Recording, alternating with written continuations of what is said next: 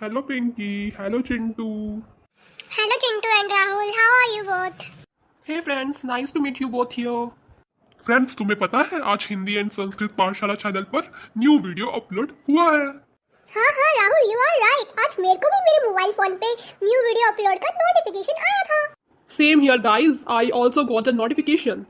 So why not guys, let's watch the video together and learn something new. Yes, let's learn Hindi. Yes. नमस्कार छात्रों। तो छात्रों, आज हम करेंगे क्लास 9th हिंदी सॉल्यूशन क्षितिज का चैप्टर 16 का यमराज की दिशा। तो यमराज की दिशा है आपका चैप्टर पाठ 16। तो इसमें यमराज की दिशा के बारे में बताया गया है।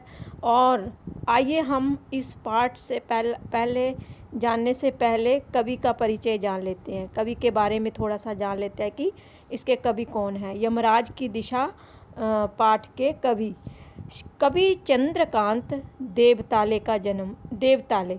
अभी छात्रों, इस यमराज की दिशा पाठ का कवि परिचय, तो इसके कवि हैं चंद्रकांत देवताले, जिनका जन्म जौलखेड़ा जिला बैतूल मध्य प्रदेश में सन 1936 में हुआ।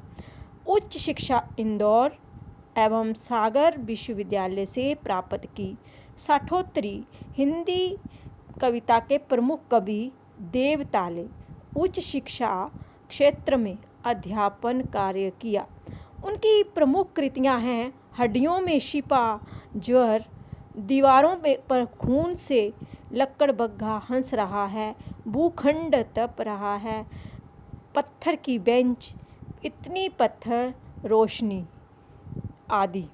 ये सारे क्या थे इनके छात्रों, उनके द्वारा लिखी गई कुछ कृतियाँ, प्रमुख कृतियाँ। अनेक पुरस्कारों से सम्मानित हुए। इन्होंने निम्न मध्यवर्गीय जीवन का यथार्थ चित्रण किया है।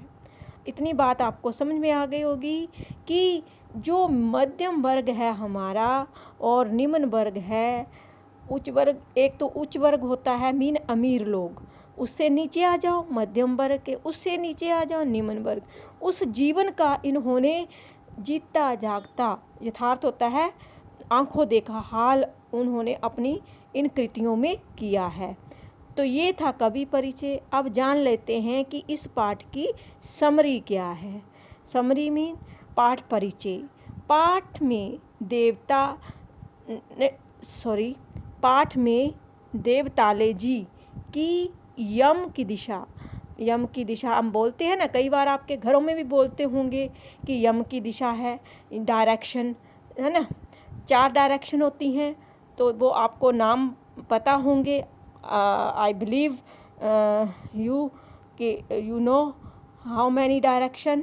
तो उसमें से 1 डायरेक्शन साउथ डायरेक्शन, साउथ यम की दिशा शीर्षक कविता का समावेश हुआ है।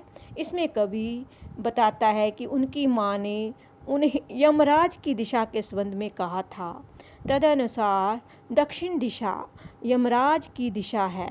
उसी के अनुसार मीन दक्षिण, जब उसकी माँ ने बोला होगा कि दक्षिण दिशा, कुछ बताया होगा उसके बारे में, तो कवि के मन में, लेखक के मन में वो बात बैठ गई थी बचपन से ही कि कहाँ किस तरफ जो है यमराज की दिशा को क्या कहते हैं और किस तरफ है। तो दक्षिण दिशा यमराज की दिशा है। परंतु कवि मानता है कि आज विध्वंस, हिंसा और मृत्यु के साथ ही अनेक जन विरोधी ताकतें चारों ओर फैल रही हैं। मीन अब वह दिशा यमराज की दिशा नहीं रही।